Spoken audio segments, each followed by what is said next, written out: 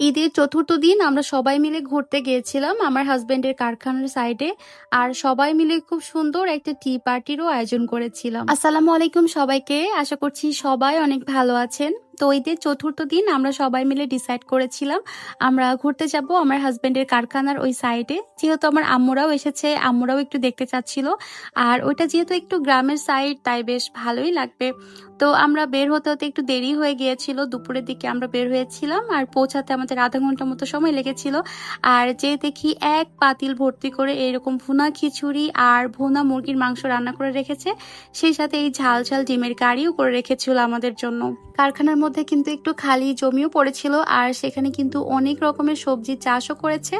আর এখানে কিন্তু অনেকগুলো টমেটোর গাছ হয়েছে, অনেক টমেটো ধরেছে। আর এবছর কিন্তু আমাদের কোনো টমেটো কিনতেই হয়নি, এখান থেকে কিন্তু অনেক ফ্রেশ ফ্রেশ সবজি আমাদের বাসায় পাঠিয়ে দেয়। আর যেহেতু আমাদের যেতে অনেকটাই দেরি হয়ে গিয়েছিল, তারপর আমরা কিছুক্ষণ লেট করে আমরা খেতে বসে গিয়েছিলাম। সেদিনের রান্নাটা কিন্তু ভীষণ মজা হয়েছিল। যেহেতু কারখানার মধ্যে ওরকম ভালো কোনো ব্যবস্থা নাই, তাই আমরা সবাই মিলে গোল হয়ে বসে পড়েছিলাম আর খুব পিকনিক পিকনিক একটা ভাইব পাচ্ছিলাম, বেশ ভালো লেগেছে। আর রান্নাটা কিন্তু করেছিল আমাদের কারখানাতে যে আন্টিরা কাজ করে, ওই আন্টির মধ্যে একজন রান্না করেছিল। ওনার রান্নাটা কিন্তু বেশ মজা, ভীষণ মজা করে আমরা সবাই মিলে একসাথে লাঞ্চ করেছি। আর এইভাবে খাওয়া দাওয়া করতে না অনেক মজা লেগেছে, একদম পিকনিকের মতো লাগছিল। তো খাওয়া দাওয়ার পর কিছুক্ষণ আমরা রেস্ট নিলাম, তারপর বিকাল হয়ে গিয়েছিল, এখন আমাদের ফেরার পালা। বাট আমার একটা প্ল্যান ছিল যে এই কারখানার সাইডে না একটা ছোট্ট একটা নদী আছে, নদীটা বড়ই কিন্তু আসলে এখন অনেকটা বন্ধ হয়ে গিয়েছে। তো আমার এই ছোট্ট চুলাটা আমি সাথে করে নিয়ে গিয়েছিলাম, যে নদীর পাশে বসে চুলা জ্বালিয়ে আমরা চা বানিয়ে খাবো সবাই মিলে। আমার এই শখের চুলাটা কিন্তু আমি আজকে প্রথম উদ্বোধন করলাম, এর আগে কিন্তু আমি একদিনও এটা ইউজ করি নাই। বাট আমার ভীষণ ভালো লেগেছে যে আমার ফ্যামিলি সবাই ছিল আমার পাশে, সবাই মিলে একসাথে বসে এই নদী ধারে বসে চা বানিয়ে খেতে পেরেছি, এটা আমার কাছে অনেক বেশি ভালো লাগা কাজ করেছে।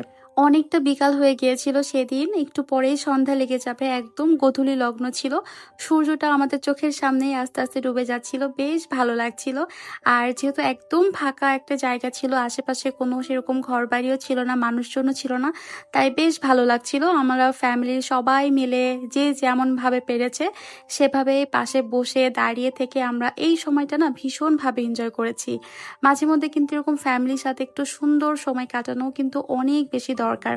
সেদিন আমরা অনেক বেশি হাসাহাসি করেছি, গল্প করেছি, আর সেই সাথে আমার এই ছোট্ট চুলায় চা বানিয়েছি। তো চাটা বানিয়েছিল আমার বোন, আর আমি ওকে একটু হেল্প করে দিচ্ছিলাম।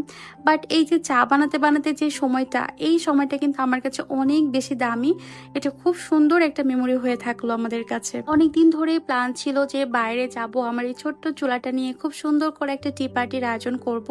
আর যদিও এটা একদম সাডেন প্ল্যানে হয়েছে, তাই আসলে আমার কাছে ওরকম সুন্দর কোনো অ্যারেঞ্জমেন্ট ছিল না। বাট সাডেন প্ল্যানে আসলে যেগুলো হয় সেগুলো না সব থেকে বেশি সুন্দর হয়। হতে পারে অনেক সুন্দর করে কোনো কিছু হয়তো ডেকোরেশন করিনি, বাট এই যে সুন্দর করে নদীর ধারে বসে চা বানিয়ে সবাই মিলে আবার সেটা উপভোগ করেছি গল্প করতে করতে। আর আমার সবগুলো প্রিয় মানুষ আমার পাশে ছিল, এটা আসলে সত্যিই আমার কাছে অনেক বেশি পাওয়া। চাটাও বেশ মজাই হয়েছিল। তো আমরা ওয়ান টাইম কাপগুলো নিয়ে গিয়েছিলাম, সবাই মিলে একসাথে চা এনজয় করলাম আর সুন্দর কিছু সময় কাটালাম। তো এটাই ছিল আমার ঈদের চতুর্থ দিন। তোমাদের কাছে কেমন লেগেছে অবশ্যই কিন্তু কমেন্ট করে জানিও। আজকের মতো বিদায় নিচ্ছি, আল্লাহ হাফেজ।